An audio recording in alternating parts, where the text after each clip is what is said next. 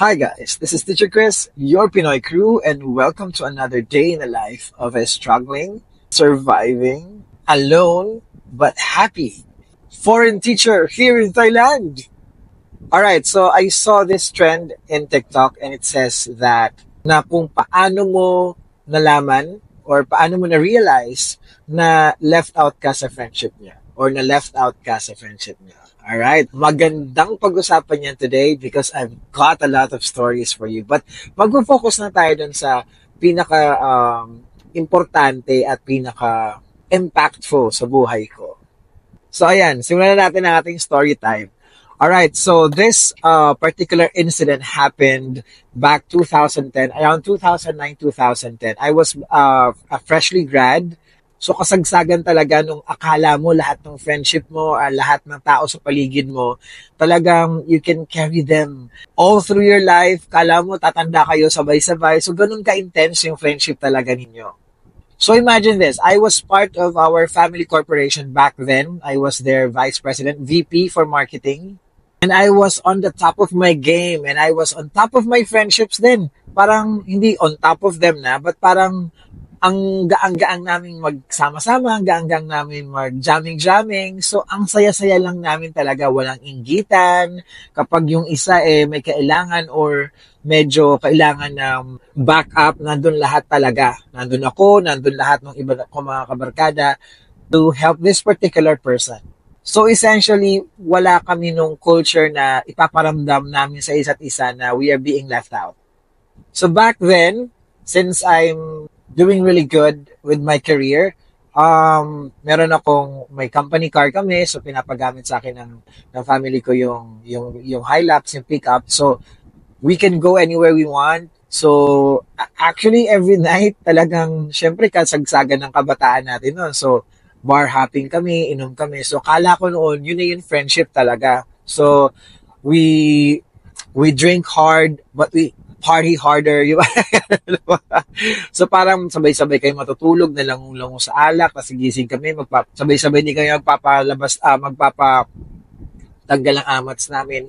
So, during that time, at my age, kala ko yun na yung true friendship. So, meron din talagang mga times din na talaga nagkakaseryosohan din, lalim din ng mga hugot, nagkakashare din ng mga problema sa pamilya, sa bahay, ganyan. So, I was pretty sure that lahat ng unos na dumaan during that time sa mga buhay ng mga kaibigan ko before, I was pretty sure I was with them.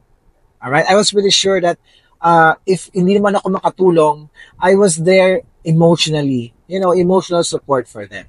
But, not up until yung ako naman yung nakaranas no unos or pagsubok sa buhay.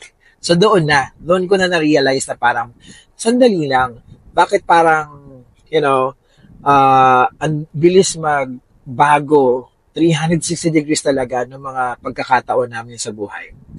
Nung dati, ako yung alam mo yon, yung ini-insert ko yung sarili ko para mag-involve ako sa mga buhay nila. But when I was really down, na nalugi yung company namin, then everything was taken away from me. So literally, parang nakitira pa nga ako dun sa isa kong kaibigan, nag-crash kasi nawala na nga yung apartment ko. So ganun talaga kasadsad. Actually, so parang maski pamasahin maghanap ng work, bagong work, wala ako, as in walang-wala. Alam mo, di ba, sa pagkakaibigan, sabi nga natin, hindi naman natin kailangan talaga, obviously na manghingi na talaga ng tulong or mag-text sa taga, uy, kailangan ko ng tulong, di ba? Nararamdaman natin yon. Once a friend, if you treat a friend really as part of you, as part of your, chosen family, di ba sabi nga nila, friendship is your chosen family. Pag nanahimik yung isang friend, hindi tayo mapakali, di ba? Something is really up. But when I was really down and I was, at the bottom of the bottom, the bottomest of the bottom. So parang ganyan. Wala. They were very hesitant to ask me because feeling nila maniningil ako doon sa mga naitulong ko sa kanila. I think, yung ina-assess ko na siya ngayon And also, wala rin akong inaasahan na talagang yung parang simpleng lang naman simpleng pangangamusta or puntahan ako sa bahay, ganyan. or puntahan ako kung saan man ako nakatira, kamustahin ako, usap lang, yung makikinig lang ba? Wala. Like, wala talaga, zero. So, ayun. But during that time, I was very hurt and I was very, yung para bang ano, nanunumbat, gusto mo nang manumbat, na parang, oy, mga, ano kayo ah. Pero ayun, during that time, grabe yung ano, yung regrets ko. Grabe din yung ano ko, yung panghihinayang ko. Kasi actually, during that time na feeling ko talaga sila yung mga totoong kong kaibigan. May mga times pa na yung lakad naming family nagsasuffer. Hindi ako sumasama sa mga family affairs o mga family lakad. Mas pinaprioritize ko pa yung mga barkada ko. Oo, ganun ako talaga before. Ganun ako ka-committed sa kanila.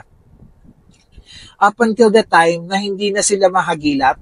Tapos, yung panghihinayang mo na sana nag-spend na lang ako ng time with my family, lalo na ngayon nung nawala na si mama sa si papa, sana yung mga lakad na na-cancel sa with my family dahil prioritize ko yung mga kabarkada ko, sana yun na lang prioritize ko yung mga family ko.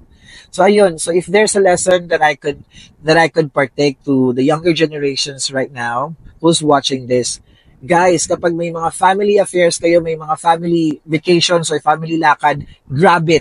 Wag na wag nyo kahit kailan ipagpapalit yan sa mga lakad ninyo with your friends. Okay? I'm sure, kung totoo talaga magkakaibigan kayo, maiintindihan ng mga friends nyo yan. So, supportahan nyo yan. Kasi, yung memories nyo na pwede nyo ma-build with your family, hindi na yan pwedeng mapalitan pa or babalikan tapos ma-replace natin or alam mo na, pag nawala na, wala na. Missed opportunities na yun. So I guess, yun yung pinaka-regret ko. Sana hindi ko kinancel. Sana mas nakita ko na very, ano lang pala yun, mababaw yung pagkakaibigan namin. Kasi, ngayon na wala na si mama sa si papa, napapaisip ako na parang, kung ano, I've hurt my parents. So ayun, grabe lang yung regret ko kasi lalo na ngayon na medyo nagkakaedad na tayo, di ba? So yun, wag natin sayangin yung mga panahon na pwede nating spend with our families and also with our loved ones. Kasi gusto lang natin makipagbargadahan. Alam mo yon? So always choose set of friends na maiintindihan at mauunawaan ka na yung missed opportunities mo with your families will never be retrieved anymore. Like ever. Okay? So, again, to our younger generations, please choose your friends wisely. Okay? Hindi pwedeng sa una, unity kayo, 'di ba? Nagkakaisa-isa kayo. Tapos kapag alam mo na, away-away rin, sa kawatak-watak din. So later on, marirealize nyo, ay, tama pala kami. 'Di ba? Ganun. If you ask me what happened to the friends that na left out ako or hindi ko na sila mahagilap, eventually nagkaroon pa rin naman kami ng times to patch things up or mag-usap-usap. Pero wala na yung nakakapanghinayang lang kasi wala na yung connection. So, and I'm sure we outgrew it already. So parang wala na rin naman yun. Siguro, I think they learned from that situation. And of course, I've learned so much from that situation as well. So, ang importante lang doon, hindi na namin gagawin yon o hindi ko na gagawin yun ever. Kaya nga sabi ko sa inyo dito sa Thailand, alone but happy. I never been happier in my life na ang pag-work ko dito sa Thailand, ang priority ko lang is to really work. Kung magkaroon man ako ng kaibigan, perks na lang yun. Pero that's never my priority to have friends in my workplace. Kasi, iba nga, di ba? Sa workplace kasi, iba yung competition dyan. So, ayun. So, again, medyo napapahaba na tayo. So, let's reserve those stories in our next or another video. Okay, another story time video. Again, this is Teacher Chris, your Pinoy crew, and see you in the next video. Bye!